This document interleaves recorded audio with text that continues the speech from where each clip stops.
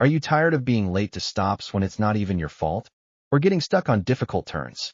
Well, today, I'll be showing you some tips and tricks to help you avoid that, and how to get better at handling hard turns, drive more efficiently, and even earn more points. Before we start, if you're interested in joining our Discord, the link is in the description. Anyway, let's get into the video. First, let's talk about the art of turns. Taking turns that are considered hard usually depends on your speed, how wide the turn is, and your visibility. To master turns like this one here, you'll want to lean your bus slightly to the right, like I did in this clip. This gives you more space to complete the turn without hitting the curb, making everything much smoother. To take it a step further, using a steering wheel can really help. But if you don't have one, a controller can do just as good a job. With a controller, you can make smoother and more consistent turns, as shown here. One important tip: avoid using a controller with stick drift. As you can see in this clip, it makes it much harder to stay in control.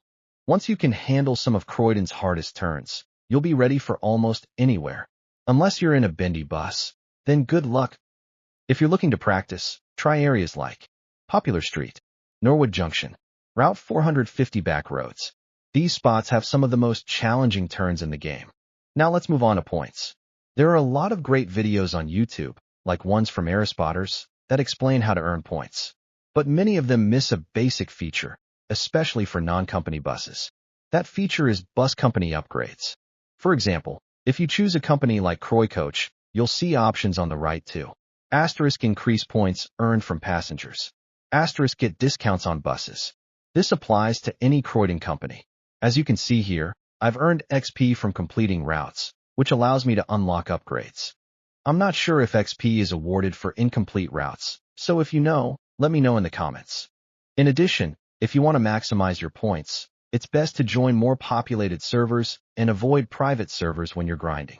This is because having more players in the game prevents you from being capped on points per stop, making it much more beneficial overall. At the same time, try to choose routes that aren't overcrowded with other drivers. If too many people are running the same route, it can reduce the number of passengers at each stop, even if your timing is perfect, leaving you with little to no points. Because of this, you're often better off spreading out and avoiding the most densely populated areas of the server. And of course, all of this becomes even more effective during rush hour. Want to know how to save time at stops, especially when there's only one passenger? There's actually a small, indirect feature that can help with this.